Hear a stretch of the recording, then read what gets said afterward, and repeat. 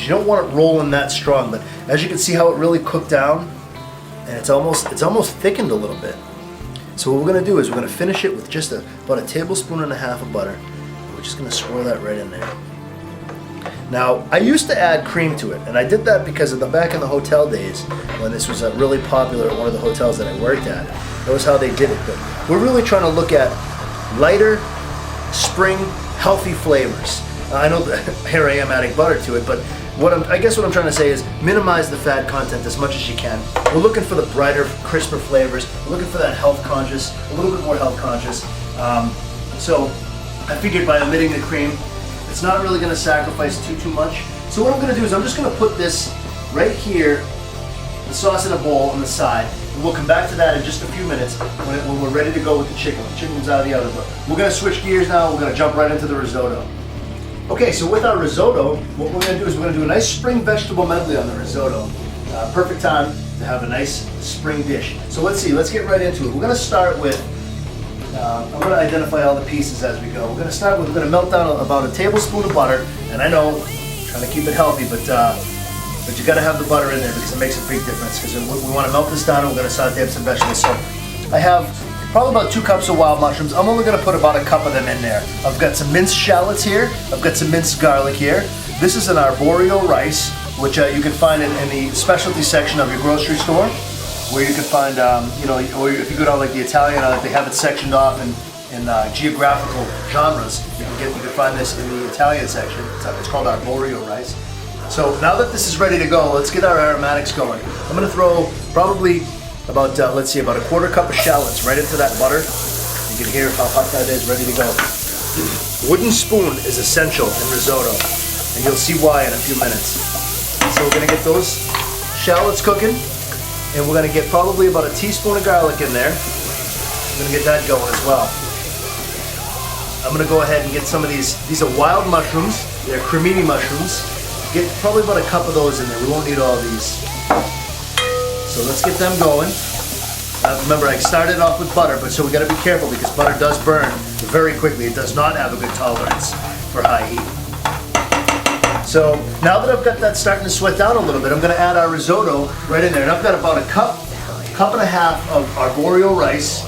We're going to add that right in there. Now what we want to do is we want to saute this up a little bit with the fragrances that are already in there. That oil the butter that we started with, the garlic, the shallots, and the wild mushrooms. We're going to go ahead and we're going to saute that up until you start to get a nutty smell. You'll start to see the rice start to change color, start to brown up a little bit, and you'll also it'll be fragrant like nuts. So you want to make sure you're keeping it moving at all times, and that's why the wooden spoon comes into play. You want to keep that arborio rice moving, and make sure that you don't let it brown too much on one side. So as you're cooking it, you're going to start to get some new smells out of it. And that's actually the rice browning up, and I'm starting to get that right now. So I'm going to go ahead and I'm going to add about a 1/4 cup of that Chardonnay that we worked with on the Picata. I'm going to get that right in there. Listen to that. That's how hot that rice is. And that's going to cook right up. So now what we want to do is we want to add stock to it. Now you can do this a couple of different ways. You have to use a low sodium, either a vegetable stock or a chicken stock. You can keep this completely vegetarian and go with a vegetarian stock. Just make sure it's low sodium, because like I talked about with the sauce and the Picata, if you have too much salt in it, as you cook it down, it's going to get saltier and saltier. So it's very important that you have something that's low sodium. So all right, I've got about 2 cups of stock here. I dumped about 2/3 of a cup in there. And if you want to get in here on this rice, you can see how much stock is in there and see how I'm continuously moving. The reason why I'm moving this rice around so much is because if you let it sit for so long, arborio is so starchy that it'll form a pancake at the bottom of the pan and only cook on one section. So it's very important that you keep that arborio moving so it cooks all evenly at the same time. So what's critical is if you get it on all surfaces, because if you don't, what happens is, like I said, you get that pancake or you get one burnt section and the rest is really, really raw. So it's very important that you keep that going.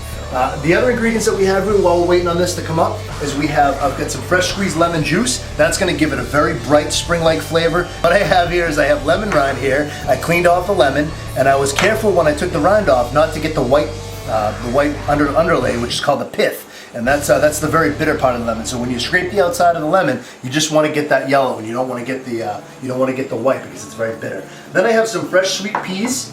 You can get it frozen if you like, and just defrost them in the sink. I've got some nice asparagus here, and as you can see, when I trim the asparagus down, here's a piece of asparagus here. You only want to go so far. I cut it on a bias and I went down, and then you don't want to get the very bottom of it because that's where it's like barky. It's like real tree trunk kind of, and there's not a lot of good flavor in there. So you only want to go so far. Leave about an inch or two at the bottom that you're not going to eat. So, and then I have some fresh chopped parsley that we're going to throw in there as well. So now our stock is rolling over here, so let's keep that rice moving.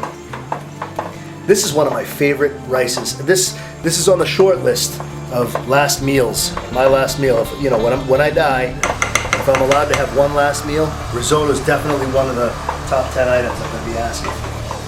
My family, most of my family loves it, and they love it when I make it. So this is going to take about 20 minutes to cook. You want to continuously, as the rice absorbs that stock, you want to keep adding a little stock at a time and continuously stir that rice. That's what the wooden spoon is for. You want to keep it moving. So as you can hear it come up, get over there and give it a good stir. And you want it on good medium heat, so it's like a low simmer, so it's not really too much, because if it's rolling too fast, your stock is going to evaporate before your rice is actually cooked. So you really want it at a very low simmer.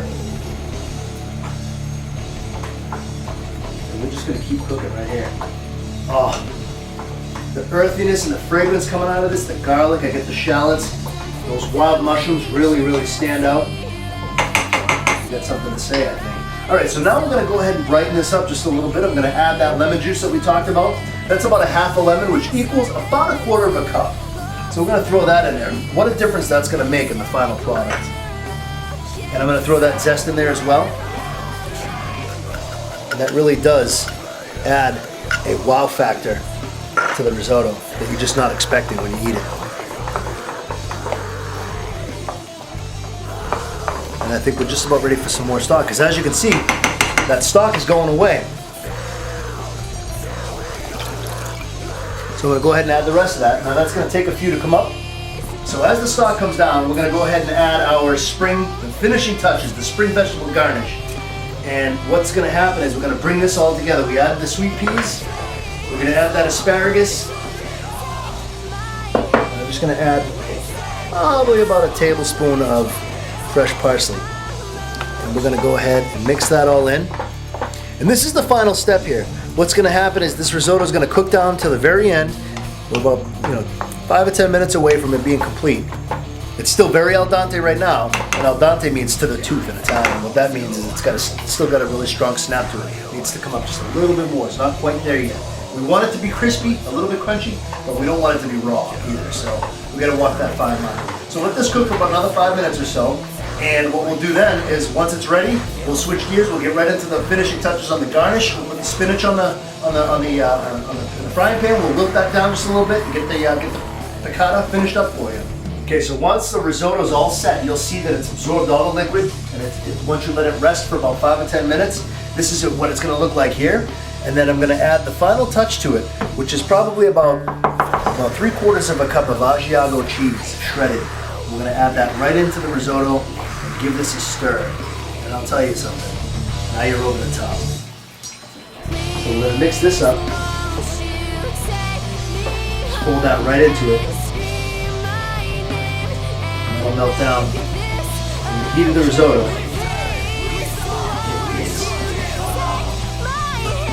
So while this is resting, we're going to go ahead and we're going to wilt our spinach and get ready for the final touches. Now our chicken should be just about ready, and we'll test that in just a minute. So I've got a pan up here on medium heat. Again, we're going to saute with an olive canola blend. And we're just going to wilt some of this spinach down right here. And that's going to be our foundation for the plate. Okay. I'm going to grab probably a good fistful of this spinach here. Get that right in there, and you'll hear that start to come to life. Give it a little kiss with some salt, pepper, garlic, or the edge, whatever you like. And really, we don't want to saute it, we don't want to fry it. We just want to kind of soften it up a little bit.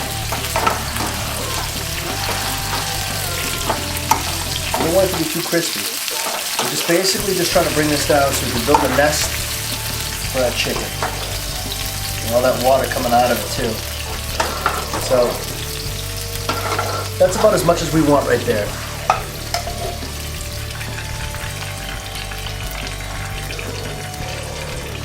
So we'll set that on the plate, like so. And let's check out our chicken and see how that's doing. Let's pull this chicken out here. And the best way to tell if the chicken's ready is with a thermometer. So we're going to get a food thermometer here. And we've got a bi-stem. We want to make sure that the chicken is over 165 for chicken. And these, you can get any kind of food thermometer. You can get them at one of the stores in the mall, the kitchen stores or whatever. They have them in the mall as well. And it's a very good idea to have these handy. And you want to make sure that chicken comes up over 165. And we are good. I've got the bed of spinach there. I put a couple of chicken cutlets on there. Pull out some of these lemon wheels to make it look pretty. And then drizzle some of the sauce right over the chicken. And the picata complements the spinach phenomenally as well.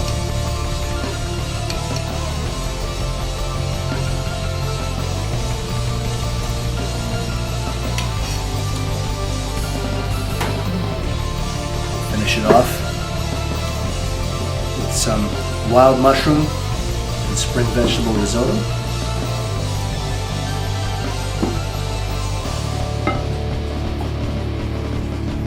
And that gives you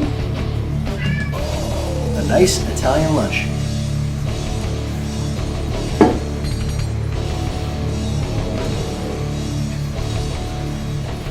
And today's wine is a Franciscan 2007 Chardonnay. We selected this wine. Now, a lot of times Chardonnays are they don't have enough, they're too oaky, they don't have enough flavor to complement the acidity of this. But this particular one has a very nice acidic level, and it balances well with the lemons and the capers, and I think it's going to come out really nice. It's going to bring a lot of the flavors out. It creates a harmony with the sourness and the savoriness. The oaks that are in that wine there will create that harmony. So that's why we selected this one. Again, it's Franciscan 2007 Chardonnay. And on that note, I would like to thank you for watching to our